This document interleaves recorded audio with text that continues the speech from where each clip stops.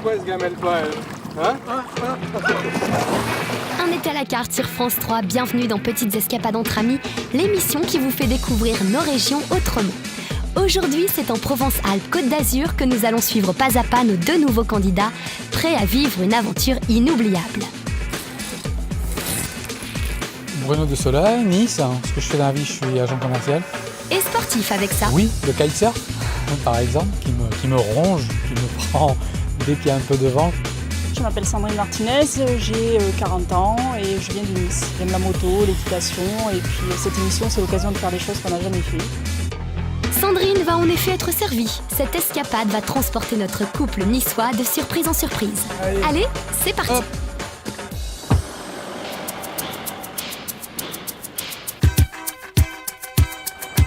Saint-Trope, une destination de prestige pour notre première étape.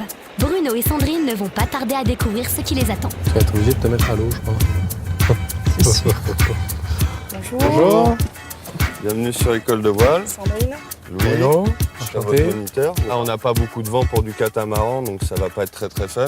Je vais vous proposer du paddleboard, donc surf de balade. Donc on prend une grosse planche, une rame, et on va aller découvrir un petit peu la baie. Bien. Très bien. Bon, on va aller se préparer. Ça va être bon pour vous. Donc il faut la retourner, la combinaison. Je précise, la fermeture, ça se met dans le dos. Sinon, ça risque de pas être très agréable. Paddleboard, la planche debout. Bah écoute, tous les jours, je vais travailler à Grasse avec ça. Donc, je connais bien, oui. Mais en fait, je connaissais pas du tout. Je sais pas du tout ce que c'est et je vais le découvrir tout à l'heure.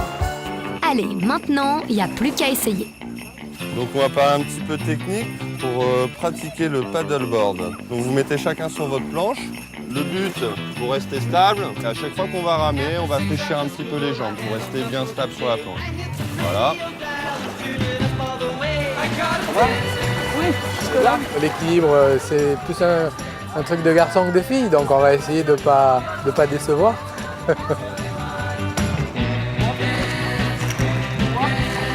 Il y a un peu de pression, ouais. Ça c'est la solution de facilité ça. Voilà, très bien pour se lever. C'est de se mettre à genoux, sentir la planche qui est à peu près en équilibre, se lever en poussant sur les deux mains. Voilà, essaye de rester stable. Yes. Non. Je trouve que c'est magique. C'est un très bel endroit et je pense qu'on va faire une belle balade, si on arrive à partir.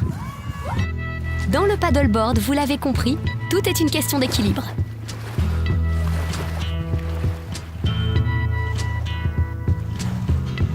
Ça progresse, ça progresse. C'est sur la bonne voie. Je dis juste que l'équilibre est une affaire d'homme. Bruno a beaucoup de mal à tenir debout. On pourrait même dire qu'il rame sévère.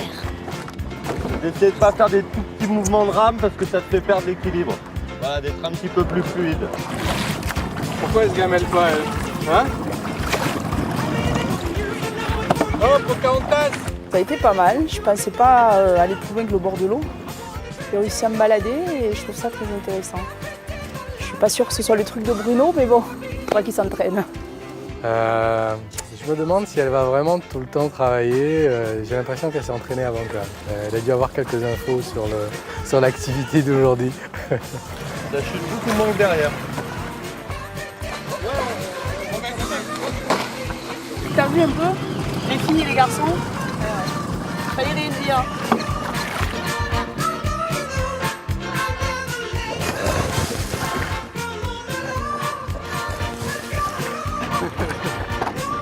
Est-ce que tu pourrais tenir debout depuis 30 secondes? Sandrine a mis 2 longueurs à Bruno quand même. Donc faut le dire, l'équilibre est une affaire de femme, comme on vous l'a démontré tout à l'heure. Voilà. Le paddleboard, c'est vraiment sympa. Et puis bon, il y a plein d'adaptations possibles. Trouver la meilleure technique là. Bruno qui nous a refait un petit remix du freestyle de paddleboard. Il a baptisé ça le gland paddle. Donc ça veut bien dire ce que ça veut dire, c'est assez tranquille comme allure. Allez, le calvaire de Bruno est enfin terminé.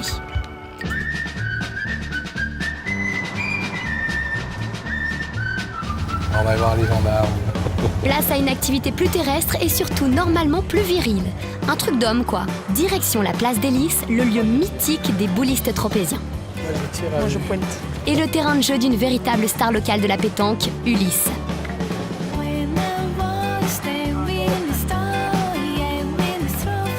Voilà, moi je suis intimidé. Là, il y a les pros qui rentrent dans la partie. Comment ça?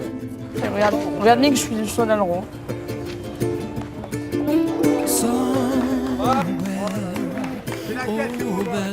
Celle-là, là.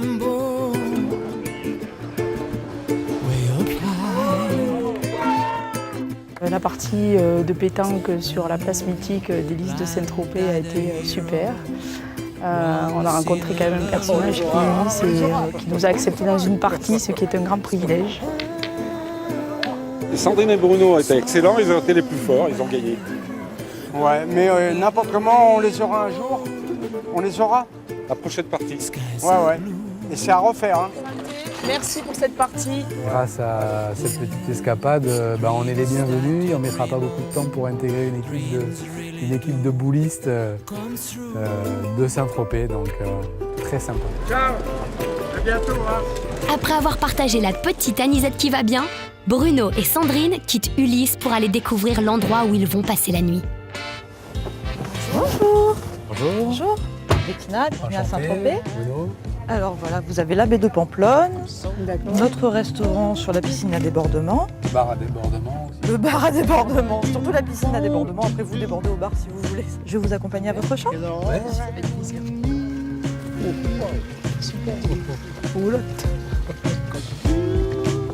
Sympa. On va passer la nuit quand même dans une roulotte, ce qui est assez exceptionnel. Puis j'attends de voir ce qui va se passer. Bon, Si on va Wow. dormir dans une roulotte. une vraie roulotte. Et on se retrouvera là demain matin. On n'aura pas été déplacés. Vous êtes là, la roulotte ne bouge pas, elle est calée, c'est bon, c'est stable. C'est stable. C'est une bonne nuit. Ouais. La découverte de la roulotte a été une grande surprise. Je trouve ça génial. La roulotte est grand confort, donc je pense que ça va être une super soirée et une super nuit. Un havre de paix avec vue imprenable sur la baie de Pamplonne. Le lieu est magique. Nos deux Niçois ne pouvaient rêver meilleur cadre pour une soirée romantique.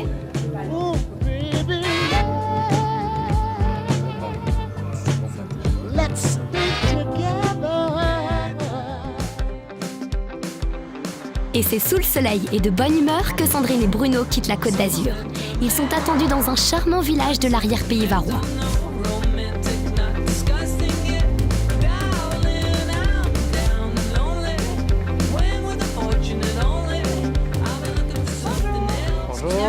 Bienvenue à Seillan, Hermance. Bruno, enchanté. Voilà, bienvenue chez nous, donc au relais, chez Hermance et Quentin. Et la surprise, vous allez faire un petit cours de cuisine avec nous. Super. Bien. Allez, allons-y. J'avais vraiment espéré que j'allais cuisiner chez un grand chef. Et ben bon, je suis chez Madame le chef, donc tout va bien. Donc voilà, donc bienvenue dans le restaurant. C'est super parce qu'on aime bien cuisiner tous les deux ensemble, donc c'est la bonne occasion d'apprendre de très bonnes recettes et de les faire partager quand on rentrera. Alors aujourd'hui, on va vous préparer un repas qui est typiquement méridional du Sud, c'est une dorade à la provençale. Donc vous allez voir, c'est un poisson rôti au four entier sur un lit de pommes de terre, tomates, oignons. Et en dessert, on va faire des macarons à la framboise. Voilà. C'est une bonne surprise parce que c'est une recette qui m'intéresse parce que je pêche. Et je pêche la dorade, je pêche le loup, donc je suis très intéressé par cette recette. Donc ça, on va le mettre dans le ventre de la dorade pour bien la parfumer. Voilà, parce que bon, plus elles seront fines et plus elles cuiront. Allez, on va s'approcher du fourneau. Donc, de l'huile d'olive, bien chaude.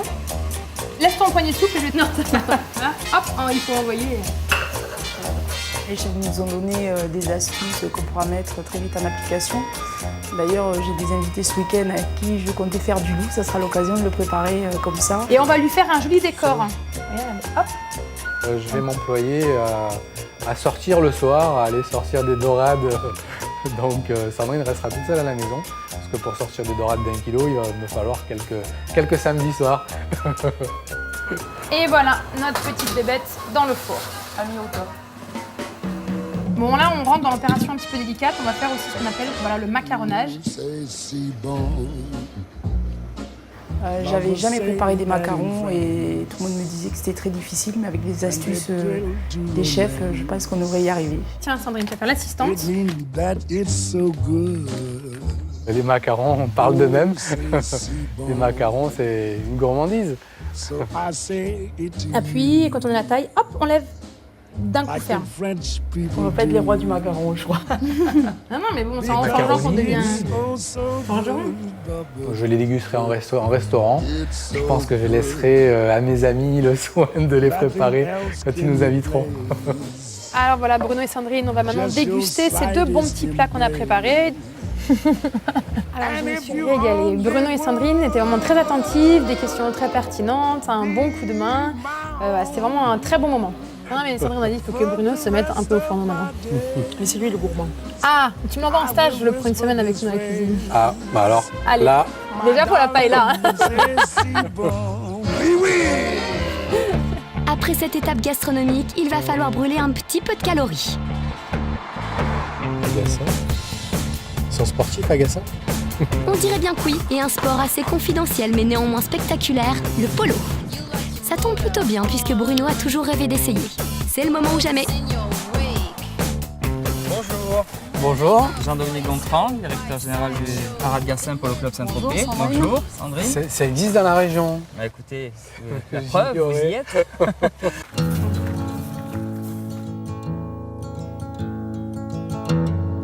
Là, vous entrez dans le clubhouse du polo. C'est le seul endroit privé, en général, d'un polo club. C'est là que se réunissent les joueurs, les team patrons. Et comme vous allez devenir des joueurs, eh bien, je vais vous remettre le maillot officiel de l'équipe. Le vrai polo. Polo Club Saint-Tropez. Grand privilège alors. Polo. C'est un rêve d'enfance, le polo, avec les plus grands cavaliers du monde. C'est un rêve. Je pensais qu'un jour je pourrais revêtir une tenue de polo. Écoute, c'est un grand privilège et je crois que je remercie tout le monde de pouvoir le faire au moins une fois dans ma vie. Et pour s'initier à la discipline, notre couple va avoir droit à un cours particulier avec l'Argentin Juan Martinez, 8e joueur mondial. La classe. Bonjour, buenos días. Buenas tardes. Buenas tardes. Oui, ça c'est pour vous. C'est des bottes d'Argentine? C'est des bottes d'Argentine, oui. Faites à la main à l'Argentine. Oh purée. Ça va être beau, ça. Ça marche? Oui, ça marche. Ça va. J'ai un petit peu d'appréhension parce que bon, je monte en promenade et que là, c'est quand même des chevaux de qualité, de travail et qui ont l'habitude d'être montés par des gens qui savent monter à cheval. Donc oui, un peu d'appréhension, mais écoute, on y va, hein, on va essayer. Ça va? Bon, on y va au terrain? Allez. Enfin, moi, j'ai pas l'habitude à une reine. Allez? D'apprendre que le polo, c'est une spécialité de droitier. Il n'y a pas de gaucher dans le polo. Et étant gaucher, ça va être un challenge supplémentaire. Posez les maillets sur terre et fais ça. On fait un pendule. On va faire le premier essai. Tu restes là, lui. Tu restes là.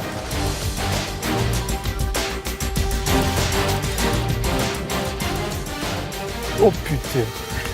Avec la main droite, c'est ardos quand même. Hein. Même avec la droite, quand on est droitier, c'est ardos. Allez Bruno, faut pas les rater notre fois, hein. C'est moi qui prends la balle. Pour Bruno, paddleboard et polo, même combat. Caramba! Encore raté. La troisième, ce sera la bonne. La plus grande difficulté, c'est de taper bien la balle et d'avoir le bon geste, hein, comme au golf. Mais les chevaux nous aident bien parce que, comme vous avez pu voir, quand je loupais la balle, c'est le cheval qui mettait un petit coup avec la patte et qui rentrait le but. Ouais, bravo le cheval. Oh, merci le cheval. Quand toi, tu n'y arrives pas, il faut avoir de bons partenaires en fait. Et depuis le début, les filles sont meilleures que les garçons, donc on va essayer de continuer comme ça. Je ne sais pas quelles seront les prochaines activités, mais on est plus minutieuse. Visiblement, on vise mieux. Yes! Bon, je pense que dans 2-3 jours, tu peux jouer avec moi un petit match. Hein. C'est pas simple, mais moi j'invite tous les cavaliers à ce grand plaisir parce qu'une chose c'est le rêve de le voir en image, autre chose c'est d'être dessus, de pratiquer. C'est un vrai sport et on s'amuse beaucoup. C'est un vrai jeu. Okay, go ahead. Go ahead. Perfect. Good job. Thank you. Et quand les pros s'affrontent, les choses sérieuses commencent. C'est quand même autre chose, hein Bruno? Ça va une caisse.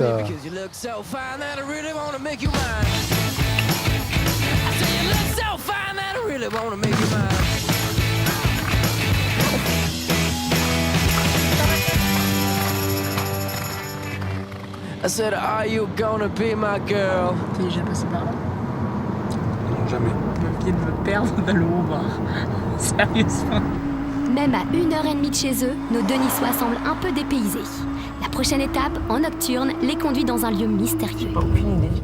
À moins que ce soit un monastère, mais enfin à cette heure-ci, Les moines sont couchés. les moines sont couchés. Bonsoir. Sandrine. Caroline, Bonsoir. Enchanté. bien arrivée, ça va? Ben oui, Oui. on est arrivé. C'est un peu perché, Oui, c'est parfait. mais en fait on ne sait pas du tout où on est. On ne sait pas qui vous êtes. Ma première impression, c'est que je ne savais pas où j'étais. Je ne sais pas beaucoup plus. Voilà, ça c'est le plus grand gîte. On vous a préparé un petit repas. Vous devez avoir bien faim, non? Un petit peu. Oui, hein. Ce sera avec Faites de la plaisir. route. Oui. Les propriétaires sont un peu mystérieux. J'ai même cru que c'était des envahisseurs. Bon, vous ne savez toujours pas pourquoi vous êtes ici? Non. Bien ça. Faudrait peut-être essayer de deviner. Ils sont mystérieux, c'est terrible. Qu'est-ce qu'on peut faire sous le ciel de Provence? La nuit, Oui. Ah, la Regarder nuit les des étoiles. étoiles filantes. Les étoiles tout court. Il y a beaucoup de choses à voir là-haut.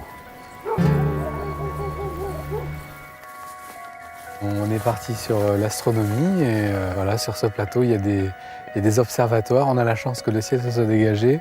On va pouvoir faire des observations.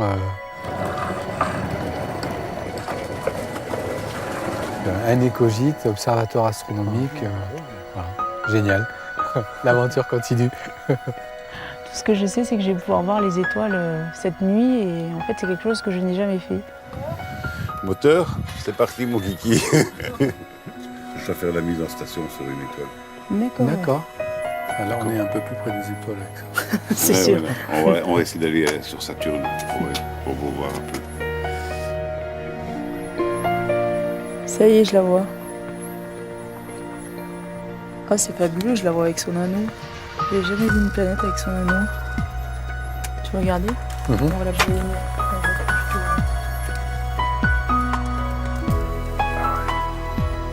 J'ai jamais vu si près. Hein.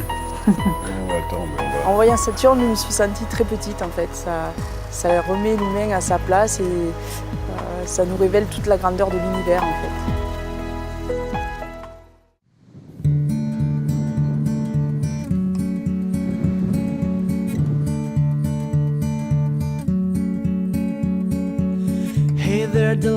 Ce matin, il faisait jour, donc ça nous a permis de faire le tour des lieux et on a trouvé que c'était magique. De l'espace, c'est fleuri, plein de petites bâtisses et de recoins magiques avec des cascades de roses et du jasmin, très agréable. De voir de si près les étoiles, on se rend compte de l'immensité. Et je comprends la démarche de Jean-Luc parce qu'effectivement, c'est un tout et ce tout doit se respecter et par l'écologie du très petit et par ce voyage astronomique de l'infiniment grand. Quoi. Allez, en piste. Hein. Caroline, Sérieux. merci beaucoup pour cette soirée. Ça nous a fait plaisir de vous voir. Merci beaucoup. Pour terminer l'aventure, retour dans les Alpes-Maritimes pour une dernière activité surprenante. Une balade en pleine nature au contact des animaux sauvages. Bonjour. Sandrine. Patrice, votre guide, enchanté. Enchanté. Patrice, enchanté. Bienvenue, réserve des Monts d'Azur. D'accord. Réserve naturelle d'animaux sauvages européens en liberté. Ok. Donc les prisonniers, ce sont vous et nos autres invités. Voilà, donc nous sommes 4 aujourd'hui, venez. Ici, c'est une réserve de faune sauvage européenne. C'est la première qui existe en Europe de ce type. Les animaux sont en liberté, c'est à nous de faire attention. Une réserve naturelle, ça m'intéresse dans la région, dans mon département en plus, c'est une perle. Je savais pas que ça existait. En plus, avec des animaux, il aurait fallu que je traverse l'Atlantique pour aller les voir. J'ai toujours rêvé des Indiens et des bisons, et apparemment, il y a des bisons. Donc, Je ne pensais pas du tout faire ça, mais comme j'aime les grands espaces et j'aime marcher, je pense qu'un safari à pied, ça va être super.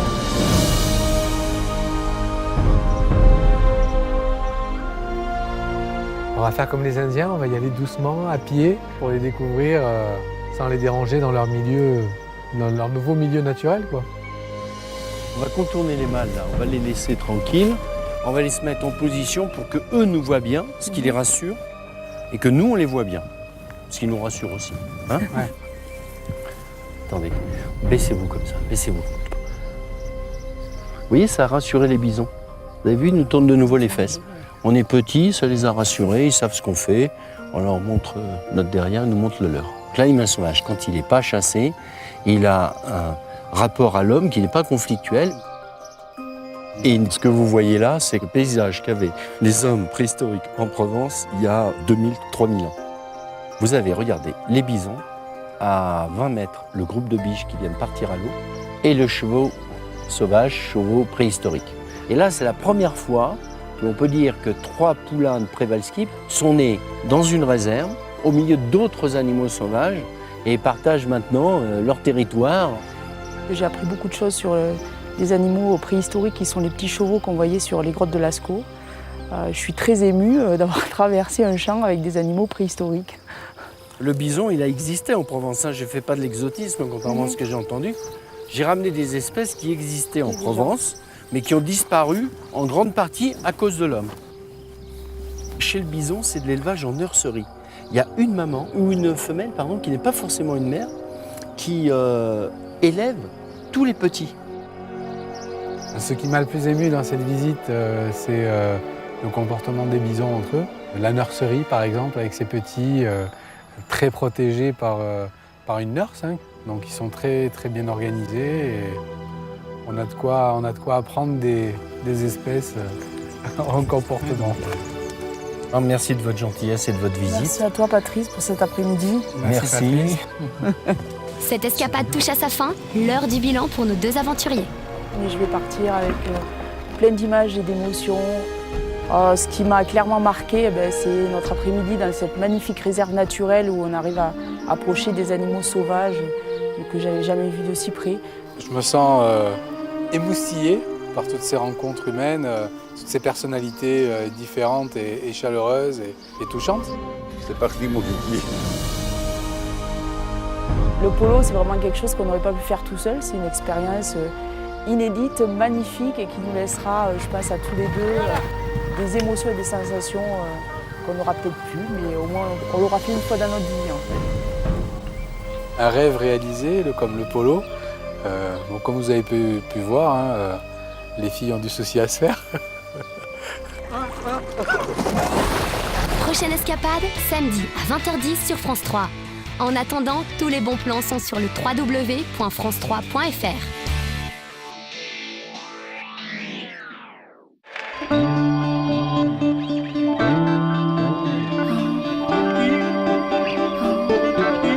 France 3. Séparation, il y a de l'urgence dans l'air avec l'équipe médicale. Tout de suite sur France 3. Non seulement je suis coquée, mais en plus, à la rue.